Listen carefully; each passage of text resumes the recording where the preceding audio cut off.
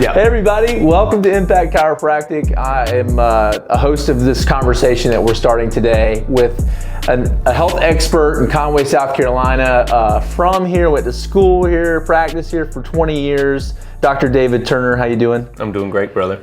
We decided that it was time to start the conversation, that we live in a world that for the first time in the history of the world, people are dying sooner. They're dying sicker, they're dying sadder, that more people need to be having conversations like the one that we want to have. But two things I told you earlier I want to do. One, I want to have a good time. Okay. I want to enjoy this conversation. I don't want just you to enjoy it, okay? I want to enjoy it. Sure. And then I want to make a difference. So pretty much all I can do, Dr. Turner, is ask questions. So I'm excited to pick your brain and get the conversation going. But perfect. I know that we've had conversations, many conversations at this point, but I would love to start this one with you just kind of giving me a snapshot of who you are, what you do, and anything else that you feel like is like big time stat sheet for Dr. David Turner. Let's hear it. All right. So he is definitely shooting from the hip. Gave me no script to go on, but what makes me tick? I love this thing called chiropractic. As Matt just mentioned, been doing it now for over 20 years, 21, going on 22, and kind of fell into it. I discovered chiropractic through a family member who showed me some things that to me was undeniably cool. At the time, I was struggling with this idea that I was going to be stuck working with dead fish for the rest of my life. Nobody likes dead fish. And I don't want to eat an alive fish. We love dead fish. I like to eat dead fish. Just not raw dead fish every day. Yeah. But nonetheless, I needed a change. I fell into chiropractic, and then I fell in love with chiropractic. I didn't know that I was going to love it. And you mentioned that you don't do anything where you don't have fun. I don't do anything where I don't have fun, and I wasn't having fun. And I saw that this could be fun, and it could allow me to interact one-on-one with people, which I love to do. I'm a people person, and allowed me to be a servant to others, and I love doing that. I have a big helping heart, and so as I've come to understand chiropractic, because believe me, when I got in, I didn't understand it necessarily, but as I've come to understand it, I know that more people need it.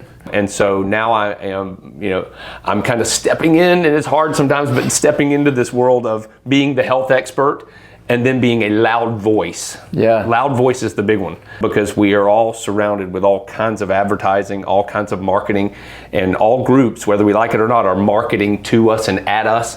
So that I know that if we're going to get a message out of health and healing that is different from what we see as the mass media story of health and healing, that we got to be loud. And I'm glad you said that, because for my family, chiropractic has been a gateway into health.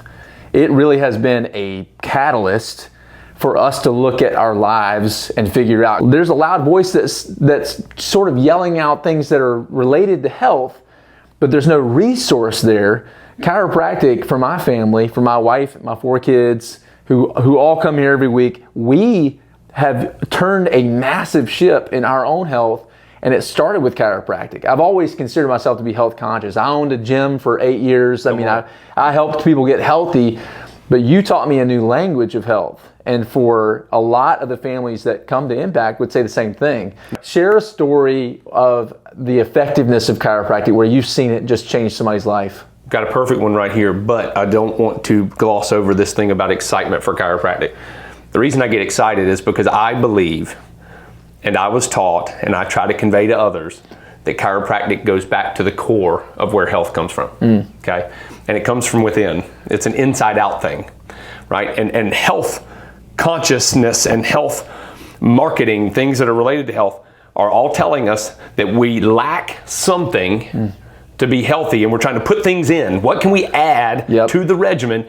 And so that's an outside-in concept for an inside-out problem, okay? And the inside-out problem is, how do we understand that at the core of our being is our nervous system. It's our brain, it's our spinal cord, and it's our system of nerves that convey all that information out to every organ, every cell, and every tissue in the body. So we see disease as a lack of function. Well, if that's the case, I don't have a headache because I lack Tylenol. Right. Okay? So, why do I have the headache? So, asking the bigger question why is what I get excited about. How do we ask the right questions?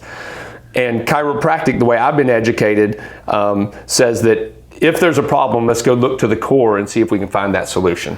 And so we look for interference in the nervous system. And so that's the thing that I want to shout to the rooftops. Real quick story. We've got a mama who brings in a little one. He's 2.5 years old. He's already got a younger sibling.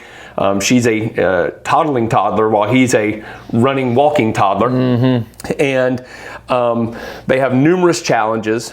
There may even be some genetic things that are going on but he was in ABA therapy and occupational therapy because he didn't talk, didn't speak a word, didn't utter a word. And they knew there was something more out there for them. We have a little thing on the outside of this room here that sits on the wall, a little sign that says, expect miracles. Yeah. This little kid now has, a plethora of words that he uses. It started with, that kind of Mina bird kind of reaction where he's just repeating things. But now we get to see in this office, literally 3 months into care, maybe 4 months into care, his milestones at his meeting relative to and I'm only using his verbal skills at this moment as the indicator, but the milestones at his meeting it's off the charts crazy. And, any statistician could see that that's not by coincidence. Yeah. It's not just that he got a month older and now he's starting to hit these things. He went from literally 0 utterances. The child doesn't like to even lie down on his back, right? If I ask him or tried to put him on his back on this table, we wouldn't get that, right? So we know there's some things going on under the surface, but now his language skills are coming back. He can talk to his parents. His parents get to hear the I love yous and the mommies and the daddies. And then in this room, because by the way, guys, this is a really cool new room that we just created specifically for families so that families could have fun here too, and they could do it easily. But in this room, we often have multiple families interacting at once, and now we get to see the interaction with the kiddos that he gets to have and the laughs and the giggles. And so just watching that child's development come online and not just in an instant, but through this process has been nothing short of a miracle. Well, your story is the easiest segue in the history of segues for us to talk about September 10th. So for a lot of folks, you're going, how in the world does chiropractic help a toddler speak better? Right. I understand, occupational therapy or physical therapy or even ABA therapy, as you mentioned, which are all fantastic things. Yep. Obviously, my family can relate to that. My 3.5-year-old is in all of those things. Yep. But what you're saying is that chiropractic can actually have a tremendous impact on the development of a toddler. So right. I say segue because September 10th, we want to make sure that you guys know, September 10th, right here at Impact Chiropractic, absolutely for free, and we're feeding them pizza. Feeding pizza. From where? From River Oaks Pizzeria. Mm-hmm. We're going to have some delicious pizza, and we're going to take an hour. Bring your kids. They're going to be in this room hanging out with me, actually. Bring your kids. You come have some adult time and enjoy learning about what we affectionately call the perfect storm. Perfect storm. Which right. If you're a young parent or you're a parent of a young child, your head goes a lot of different places when you think about the storms inside of parenting. But we're going to talk about what happens inside of your child from the point of conception to several years in to understand the difficulties and the challenges that every kid faces. And I've got an 8-year-old, a 5-year-old, a 6-year-old, a 3-year-old, and a 1-year-old. And I now have so much better of an understanding of the challenges that they have been through, but also the upside of if we address things now as they are young children that they won't have to deal with, that mommy and daddy have had to deal with. I started chiropractic at 35, so I don't want to steal all the thunder right now, but give people one good solid reason why they should be there. Tuesday, September 10th at 6 p.m. We're going to start the party. Yep. Yeah. Well, again, as one of our core educational points here in the office, we basically teach that the world is stressful, okay? And stress comes at us through our chemistry, through physical forces, and emotionally, right? And so again, coming back to that nervous system processes all that stuff, and it processes it all at once instantaneously, and it either becomes overwhelmed or it doesn't become overwhelmed. But it doesn't take a rocket science. And by the way, you said from conception through some of the most formative years. I may even challenge us to say maybe preconception. Okay. Through the formative years.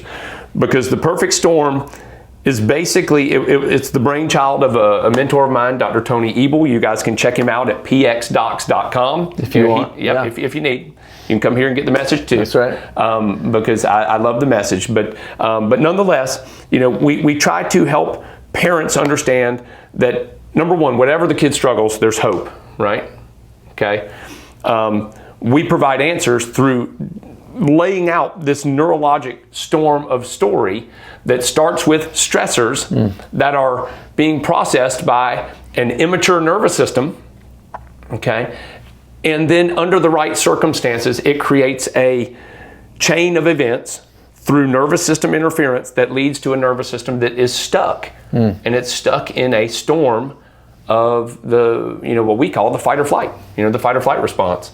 So understanding that the nervous system has multiple divisions, that it's got the fight or flight, it's got the rest and digest, we want balance there. When a nervous system gets stuck in fight or flight, if you go back to a really cool book, Dr. James Chestnut wrote a really cool book called The Wellness Paradigm.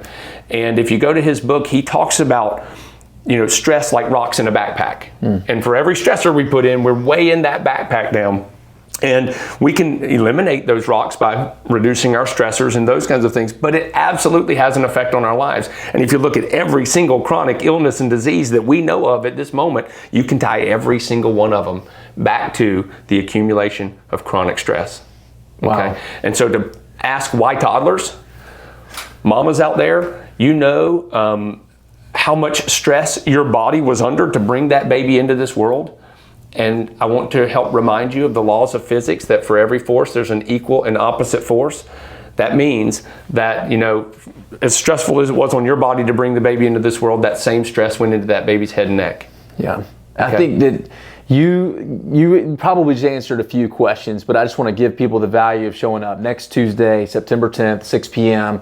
One is you're going to get your questions answered. If you have a child that struggles with any sort of sensory processing disorders, or maybe you're just noticing some challenges in that early age, this is not just an opportunity to come get your questions answered. This is an opportunity for you to come find some community. My wife and I were talking about this the other day, that there have been so many isolated seasons for us because we just didn't know who we could at times commiserate with. Honestly, some parenting is hard with neurotypical children, but it can be even more challenging when you are seeing your child struggle with their development. It could be physical, emotional, mental development that they're struggling. But when you have other people that you can just stand shoulder to shoulder with and say, we're going to figure this out together, but also have a fearless leader who's saying 20 years of education to be able to say that he knows a better way. We're going to get to hear about that next Tuesday. And I'm honored to get to have this conversation. This is the beginning of many conversations, but we just wanted to start it. We wanted to get it started. So hopefully we'll be hanging out in person next Tuesday. If not, definitely stay tuned for the next conversation. Dr. Turner, thank you for your time. Hey, man. Appreciate you.